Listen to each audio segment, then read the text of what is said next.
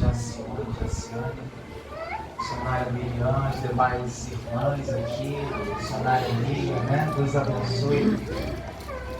Pediu, né, passar uma mensagem para a nossa irmã Lília, missionária Lília. A senhora tem um telefone do presbítero Felipe aí, irmão, porque às vezes a gente pega a agenda do celular, sai apagando um monte de coisa. Até que não deveria a gente apaga. Depois, quando precisa, é uma prova, né? Mas Jesus nos deu vitória. Quantos acharam, digam amém. Amém.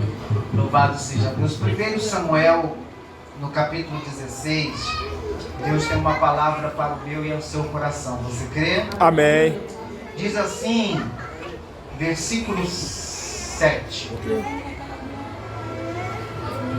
Porém o Senhor disse a Samuel, Samuel, não atentes para a sua aparência, nem para a grandeza da sua estatura, porque eu tenho rejeitado.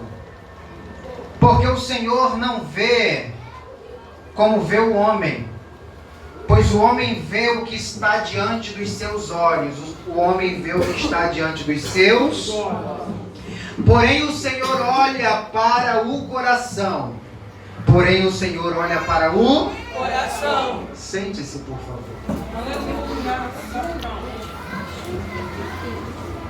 Estamos aqui nessa noite, irmãos. Culto de família. Como não falar de família se nós todos somos uma família em Cristo Jesus? Verdade, glória a Deus. Quando nós lemos essa passagem da Bíblia Sagrada, o capítulo 16, ele vem nos revelando e falando concernente à chamada de um menino por nome Davi. A Bíblia nos diz agora que Deus, ele chama um homem conhecido como Samuel, no hebraico Shemuel. A Bíblia nos diz que o Senhor fala com este homem, este profeta, e o incomoda para que ele vá até uma província para ungir um rei. Israel já estava de posse de um rei por nome de Saul. Só que a Bíblia nos diz no início do primeiro livro do profeta Samuel que Deus havia rejeitado a chamada e o ministério de Saul. Todas as vezes em que nós não cumprimos a vontade do Senhor, o Senhor, ele é aquele que rejeita-nos. É verdade. Não porque ele não nos ame, mas porque a Bíblia diz que Deus, ele se aborrece dos nossos pecados e dos nossos erros. E a todo momento que nós erramos, a Bíblia nos diz que o adversário das nossas almas sobe diante da presença de Deus para apresentar os nossos erros diante do Senhor, procurando achar ocasião para nos perturbar. Verdade. Pois bem, Saul agora é rejeitado diante de Deus, por conta que Deus havia dado uma ordem para ele por intermédio do profeta Samuel. Conforme ele adentrara a um vilarejo, a ordem de Deus para Saul era: quando vocês entrarem nesta peleja com esse rei, vocês devem exterminar desde o bezerro até o rei, desde a criança ao idoso. A ordem de Deus era reta e direta. Deus estava ordenando: se porventura vocês forem a essa província e se depararem com uma criança, matem.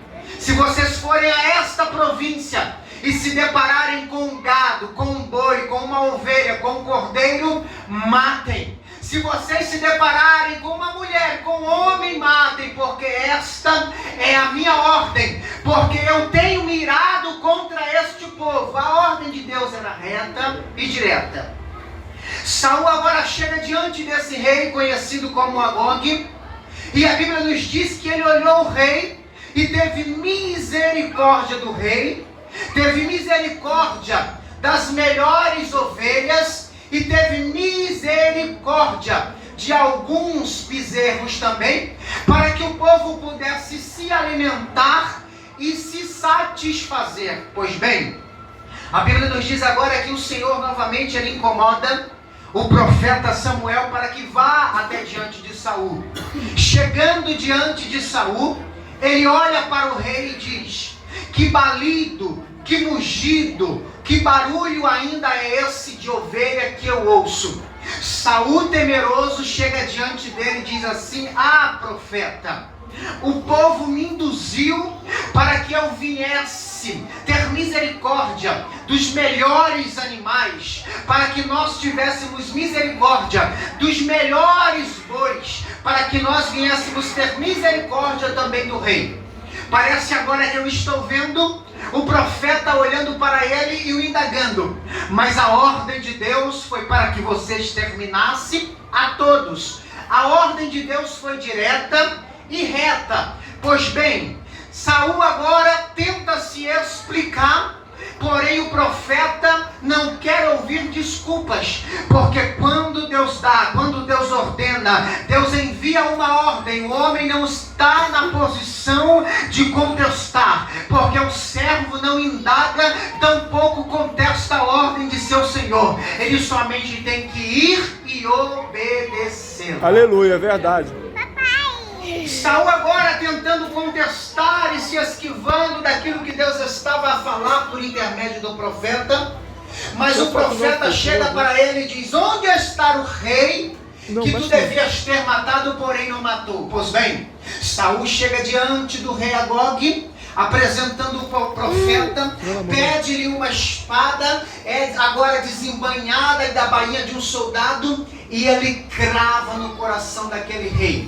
Pois bem, a Bíblia nos diz que a partir daquele momento, Saul estava perdendo o seu ministério, o seu reinado, porque não havia obedecido e cumprido aquilo que Deus o havia mandado que viesse fazer. O profeta agora se retira da presença dele, e Saul agora temeroso, corre e vai atrás do profeta, para que o profeta viesse ter misericórdia do seu erro. Aleluia!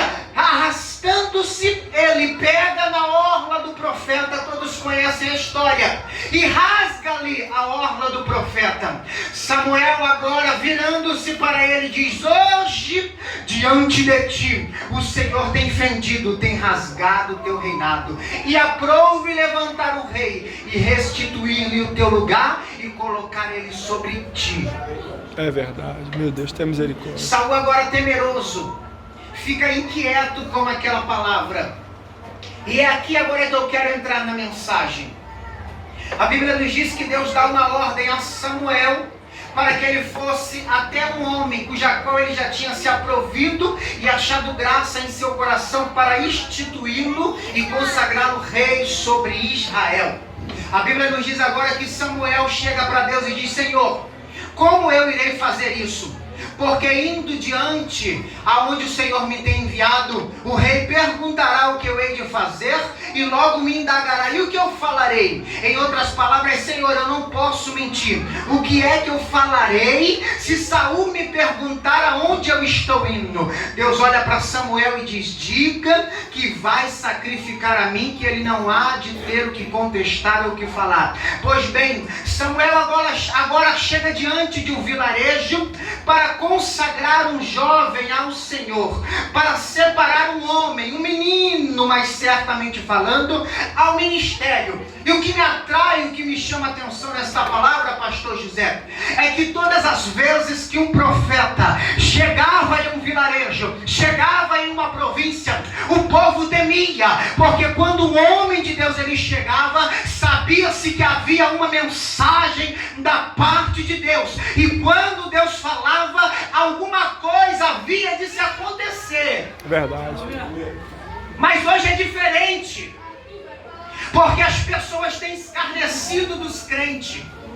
As pessoas têm escarnecido de homens e de mulheres de Deus. O evangelho tem sido menosprezado. É verdade. E a culpa não é de Deus, a culpa não é do Pai, a culpa tampouco é do Espírito Santo de Deus. A culpa é, senão, de nós mesmos que somos portadores da palavra do Senhor. Quantos de nós já não ouviram falar assim na nossa caminhada? Ei, Vem para Jesus, porque o Senhor tem uma obra na tua vida. Eu? Se for para mim ser crente como fulano e ciclano, eu prefiro permanecer do jeito que É verdade. eu sou. Não quero não. Me deixa aqui quietinho. É verdade. Ei, Jesus tem